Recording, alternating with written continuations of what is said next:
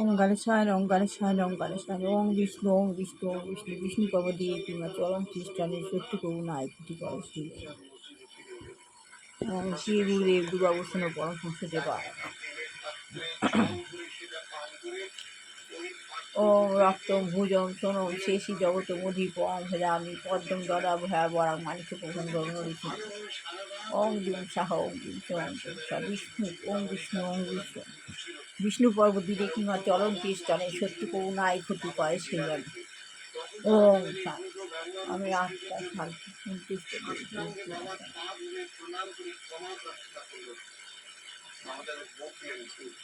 এবং ভবিষ্যতে যাতে তারা এরকম অন্যায় আর না করে তার জন্য তাদের সতর্ক করে দিল শ্রী সাই তাদেরই রক্ষা করতেন যারা তার কাছে সম্পূর্ণ আত্মসমর্পণ করে সাহায্য ভিক্ষা করতেন।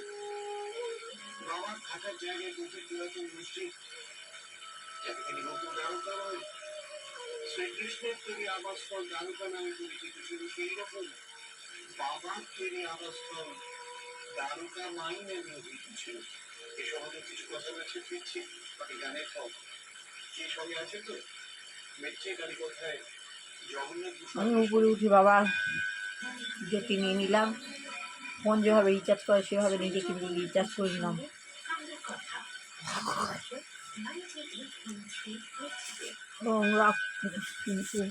গুরু সূর্যের প্রণাম ওং রক্তম ভুজম সোনম শেষী জগত মধীপম ভজামি পদ্মম দদা ভয়া বরাং মানিক প্রভন গণরিষি ওং জুম সাহা ওং জুম সাহা ওং জুম সাহা ওং বিষ্ণু ওং বিষ্ণু ওং বিষ্ণু বিষ্ণু পর্বতীরে কিংবা চরম খ্রিস্টানে সত্যি কবু নাই ক্ষতি করে সেই জন্য প্রতিদিন ভোরবেলা ব্রহ্ম মুহূর্তে 4টে থেকে 5টার মধ্যে ভগবানের পাওয়ার নিয়ে নেবেন।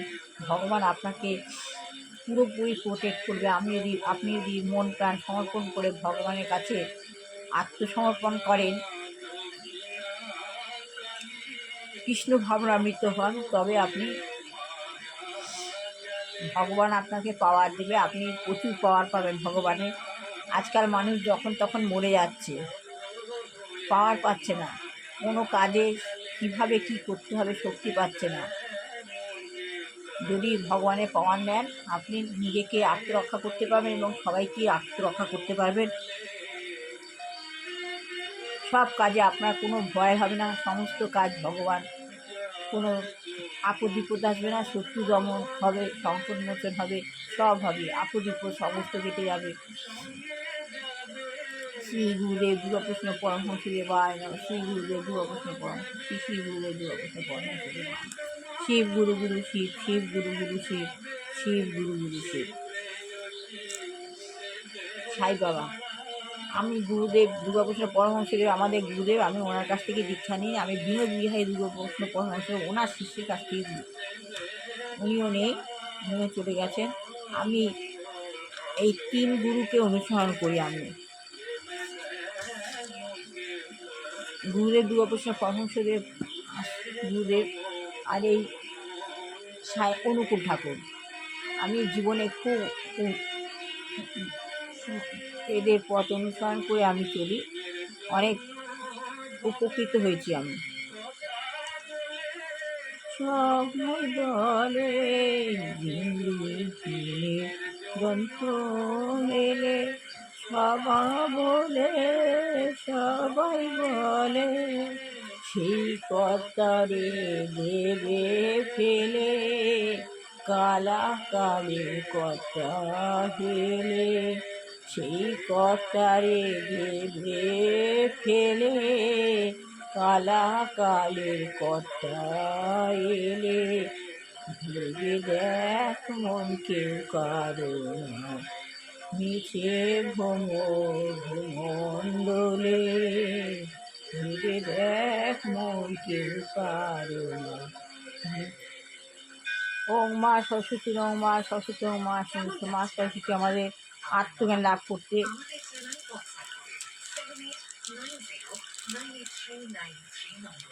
আমাদের আত্মজ্ঞান লাভ করবার জন্য আমরা মা সরস্বতীকে স্মরণ করি। মা সরস্বতী আমাদের বিদ্যা বুদ্ধি মা সহিত আত্মা না থাকলে মা লক্ষ্মী থাকবেই না। মা লক্ষ্মী অং লক্ষ্মীতং সর্বনিমং জন্ম জন্মনি বন্ধে বিষ্ণু প্রিয়াং দেবী জয় দুর্গা কিয়ত বিষ্ণু অক্ষবিলাসী ওং বিষ্ণু পুষ্পভাজ্যাসী পদে পদালয় সুখে সমর্থ পাহিমাং দেবী মহালক্ষ্মী নমস্তুতে। গীতা গুরু গুরু গীতা, গীতা গুরু গুরু গীতা, গীতাই গুরু গুরু গীতা। সকালবেলা ঘুম থেকে গীতা নিয়ে শোবেন, গীতা গীতা বলে উঠবেন। আপনার কোনো কিছু আর ভাবতে হবে না, আমি চোখ বুঝে চলুন। ওম সাই বাবাই নমঃ।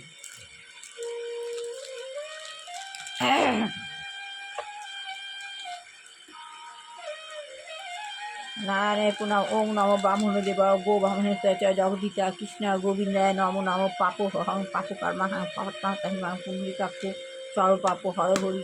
কৃষ্ণের প্রণাম। কৃষ্ণ বাসুদেবা দৈতী নন্দনাচার্য কৃষ্ণাশ্রয় গোবিন্দায় নম নম। হে কৃষ্ণ করুণা সিন্ধু দীনবন্ধু জগৎপথ গোপেশ গোপিকান্ত রাধাকান্ত নমস্তুতে। ওম সরস্বতী ওং শ্বেত পদ্মাসনা দেবী শ্বেতাম্বর নিত্যা গন্ধং লেপনা শ্বেতাক্ষ সূর্য হস্তাচর শ্বেত চর্চিতা শ্বেত বীণা ধরা লঙ্কালভূষিতা বন্দিতা সিন্ধু গন্ধবিদিতা পূজিতা মুনি বিশ্বর বিদুষী বিষ্ণুতে সদা সত্যনারায়ণ তাং দেবী সরস্বতী দেশান্তী কৃষ্ণান্দাং পরামেদা লহন্তিতে। ওং সরস্বতী ধ্যান তরুণের শুভ কুচহন সন্ধে সন্ধে সীতা যে নিজে পুস্তকী সকল গুরু সিদ্ধি পাতু বাগ্যনা ভদ্রকালী নমুত্তম সরস্বতী নম। বেদ বিরাঙ্গ বেদান্ত বিদ্যাস্থানে দৈবাচ্য সাহা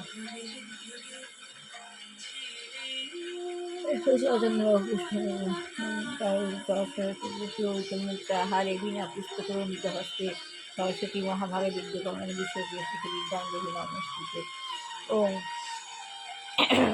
যা হয়েছে তা ভালোই হয়েছে, যা হচ্ছে তা ভালোই হচ্ছে, যা হবে তা ভালোই হবে। তোমার কি হাইছে, তুমি কাজে তুমি কি নিয়ে এসছো, যা তোমার হাইছে, যা তুমি যা করছো, যা দিয়েছো এখান থেকে দিয়েছো, যা নিয়েছো এখান থেকে নিয়েছো। তোমার আজ যা আছে কাল তো অন্ধকার ছিল, পশু সেটা অন্ধকার হয়ে যায়। পরিবর্তনের সংশয় নিও।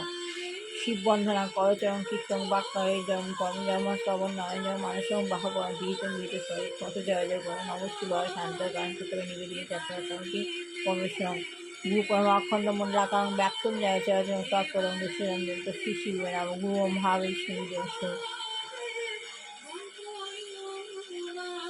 গুরু পরম হতাশ্য জীবন আত্মজ্ঞান লাভের পন্থা। এই বইটা শেষ না হওয়া পর্যন্ত আমি গীতাটা পড়তে পারছি না। এমনি তো বসে পড়া হয় না, আপনাদের পরে শোনাবার লক্ষ্যে পড়াটা হচ্ছে। গীতা রোজ পড়ি, শ্রী প্রভুপাদ গীতাটা রোজ পড়ি, আপনাদের পড়ে শোনানো হচ্ছে না এই আত্মজ্ঞান লাভের পন্থা বইটার জন্য। তাহলে আপনারা দেখলেন যে যারা সিদ্ধ যোগী তাদের মধ্যে কী কী লক্ষণ থাকে। দারুণ কথা। অনিমা, মহিমা, লঘিমা, গরিমা, প্রাপ্তি, বসিতা, প্রাকাম্য, কামবসায়িতা, এই 8টি গুণ থাকে। আমি কালকে বিশ্লেষণ করেছি, আজকে আরেকবার বিশ্লেষণ করছি। অনিমা হচ্ছে পরমাণুর থেকে ছোট হয়ে যাওয়া, দেহকে ছোট করে ক্ষুদ্র করে, যেমন গুরুদেব জয় হনুমান পিঁপড়ে সেরে লঙ্কাপুরীতে প্রবেশ করেছিল। মহিমা পর্বতের থেকে বিশাল হয়ে যাওয়া ক্ষমতা। মহিমা হচ্ছে পর্বতের থেকেও বিশাল হয়ে গিয়ে পথ আটকানো। লঘিমা বায়ুর থেকে হালকা হয়ে যাওয়া, হনুমানই হয়েছিল। গরিমা অত্যন্ত ভারী হয়ে যাওয়া ক্ষমতা। যেমন রাবণ যেমন শিবকে নিয়ে আসছিল, রাবণের অসুবিধা এসেছিল শরীরে, তখন সে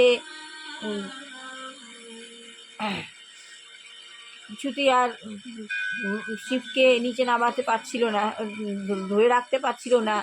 তখন সে তার কাজ সারার জন্য শিবকে নিচে রেখে গেছিল, কিন্তু এসে দেখলো সেই শিব আর উঠলো না। সেখানেই শিবের মন্দির তৈরি হলো। ওনার বাথরুম পেয়ে গেছিল। প্রাপ্তি, কোনো জড়বস্তু প্রাপ্ত হওয়ার ক্ষমতা। যেমন অনেকে অনেক কিছু পায়, যেমন আমি একটা জিনিস পেয়েছি, জড়বস্তু পাওয়ার ক্ষমতা। বসিতা ভগবানের মতো অন্যকে নিয়ন্ত্রণ করার ক্ষমতা। আমরা ভগবান আমাদেরকে পরিচালনা করছে। তো অনেক বাচ্চাকে মা বাবা শাসন করতে পারে না ঠিক মতো, কথা শোনে না ঠিক মতো, পড়াশোনা করে না, কথা শোনে না। এই ক্ষমতা থাকলে সে বাচ্চাকে কন্ট্রোল করতে পারবে। পাকাম ব্রহ্মাণ্ডের চেয়ে যে কোনো স্থানে ইচ্ছা মতো বিচারণ করা। ওই ধ্যানে বসে, অনেকে ধ্যানে বসে দেহটা ধ্যানে থাকে, আর ও দেহের ভেতর থেকে আত্মা বেরিয়ে চারদিকে বিচারণ করে বেড়ায়। কাম্যবশায়িতা, ইচ্ছা মৃত্যু বরণ করা। অনেকে আছে ইচ্ছা মৃত্যু বরণ করে, যে আমি ইচ্ছা মৃত্যু বরণ করলাম। আমার শাশুড়ি হয়েছিল। যোগের এই যোগ পদ্ধতিতে প্রাণায়াম অনুসরণ করা। যোগ পদ্ধতিতে যদি প্রাণায়াম অনুসরণ করো, অনুলোম বিলোম, দিচ্ছি অনুলোম, ছাড়ছি বিলোম। তা যোগ পদ্ধতিতে যে প্রাণায়াম অনুসরণ করা হয়, যা যোগের প্রাথমিক স্তর, এটা হলো যোগের প্রাথমিক স্তর। পরমত্তার ধ্যান তার পরবর্তী স্তর। ও প্রথমে প্রাণায়াম প্রথম স্তর,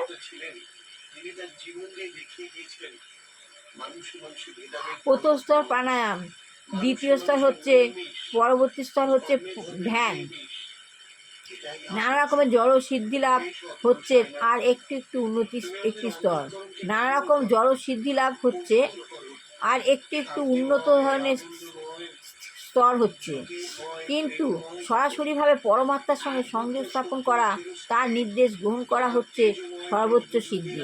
কিন্তু তুমি যদি সরাসরিভাবে পরমাত্মার সঙ্গে সংযোগ স্থাপন করো, যেভাবে উপরে উঠে গিয়ে ভগবানের সঙ্গে যোগাযোগ স্থাপন করো, তার নির্দেশ গ্রহণ করা হচ্ছে সর্বোচ্চ সিদ্ধি। তার নির্দেশ, তিনি যে নির্দেশ দেবেন সে নির্দেশ গ্রহণ করাই হচ্ছে সর্বোচ্চ সিদ্ধি। আজ ভগবান পরমাত্মা হয়তো আমাকে এই নির্দেশই দিচ্ছেন, অন্তঃকরণকে শুদ্ধ করে, মানুষের অন্তঃকরণকে শুদ্ধ করে দাও। ওম সাই বাবা। এই হচ্ছে সর্বোচ্চ সিদ্ধি। যোগের এই প্রাণায়াম ধ্যান অনুসরণ করা অত্যন্ত কঠিন। যোগের যে এই প্রাণায়াম ধ্যানটা অনুসরণ করা খুব কঠিন। ধ্যানটা করতে হয় উপরে গিয়ে, ওই যে বললো পরমাত্মার সঙ্গে সংযোগ স্থাপন করে ধ্যান করা, এটা একটু কঠিন কাজ। এমনকি 5000 বছর আগেও তা কঠিন ছিল। তা না হলে অর্জুন যোগ সম্বন্ধে কৃষ্ণের প্রস্তাব প্রত্যাখ্যান করতেন না।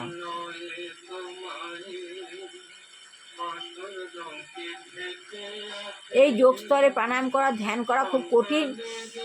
5000 বছর আগে এটা কঠিন ছিল, আজও এটা কঠিন। আর যদি কঠিন আছে বলেই, অর্জুন কঠিন ছিল বলে যোগ সিদ্ধ সম্বন্ধে কৃষ্ণের প্রস্তাবটা প্রত্যাখ্যান করেছিলেন।